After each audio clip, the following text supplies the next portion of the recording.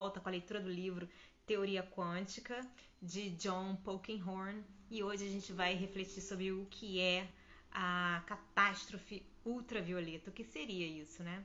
Bom, muito mais nitidamente desafiadora e complexa era outra dificuldade trazida à tona pela primeira vez por Lord Rayleigh em 1900, que veio a se chamar a catástrofe ultravioleta. Ela surgiu da aplicação das ideias de outra grande descoberta do século XIX, a física estatística.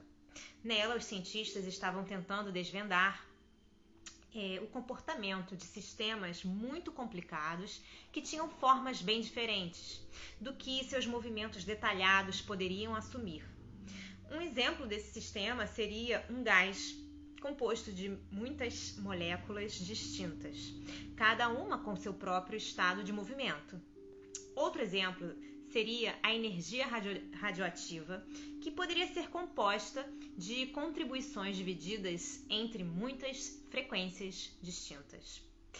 Seria praticamente impossível monitorar todos os detalhes do que estava acontecendo em sistemas dessa complexidade, mas, apesar disso, alguns aspectos importantes de seu comportamento geral poderiam ser elaborados. Isso ocorria porque o comportamento físico resulta de uma média aproximada calculada sobre contribuições de muitos estados componentes individuais do movimento. Entre essas possibilidades, o conjunto mais provável predomina porque é de forma preponderante o mais provável. Sobre essa base de maximizar a probabilidade, Clerk Maxwell e Ludwig Boltzmann conseguiram demonstrar que é possível calcular com confiabilidade certas propriedades físicas do comportamento geral de um sistema complexo, como a pressão em um gás de determinado volume e temperatura. Rayleigh aplicou essas técnicas de física estatística à questão de como a energia é distribuída entre diferentes frequências, no caso da radiação de corpo negro. Um corpo negro é aquele que absorve perfeitamente toda a radiação que cai sobre ele e a seguir reemite a radiação por completo.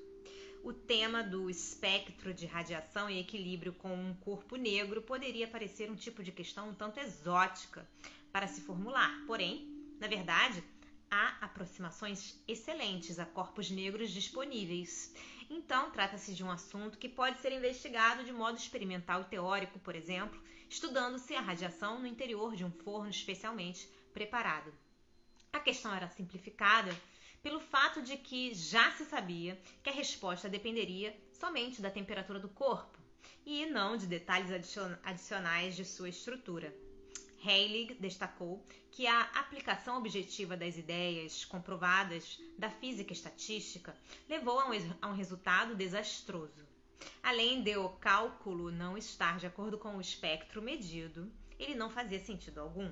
Ele previa que uma quantidade infinita de energia estaria concentrada nas frequências mais altas, uma conclusão constrangedora que recebeu o nome de catástrofe ultravioleta.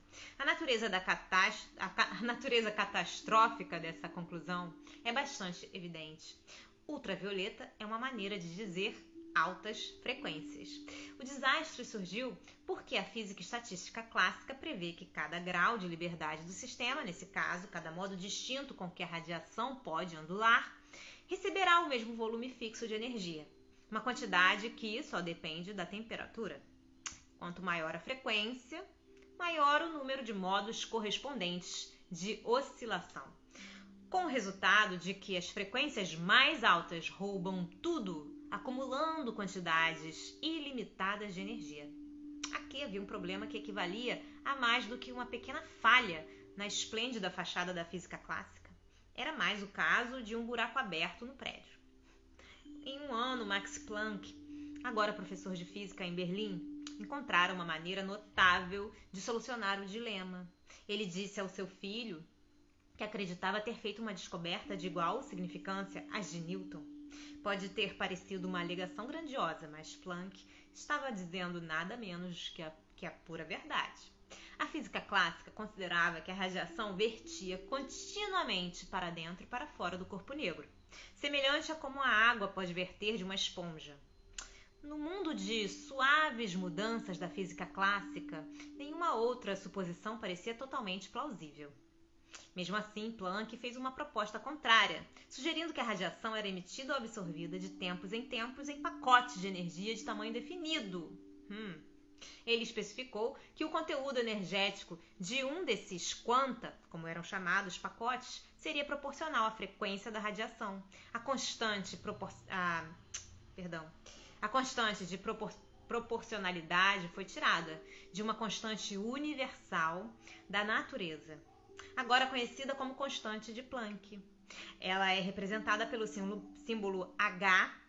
A magnitude de H é muito pequena em termos de tamanhos correspondentes à experiência cotidiana.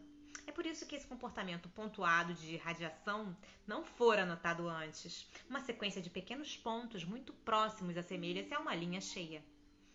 Uma consequência dessa hipótese ousada era que a radiação de alta frequência só poderia ser emitida ou absorvida em eventos que envolvessem um único quantum de energia significantemente alta. Essa grande tarifa energética significava que esses eventos de alta frequência seriam gravemente suprimidos em comparação às expectativas da física clássica. Subjugar dessa forma as altas frequências eliminava a catástrofe ultravioleta, além de gerar uma fórmula em detalhada concordância com o resultado empírico. Era evidente que Planck descobrira algo de grande significância. Contudo, exatamente qual era a significância, nem ele nem outras pessoas tinham certeza no início. Que grau de seriedade deveríamos atribuir aos quanta? Eles eram uma característica persistente da radiação ou apenas um aspecto do modo como a radiação interagia com o corpo negro?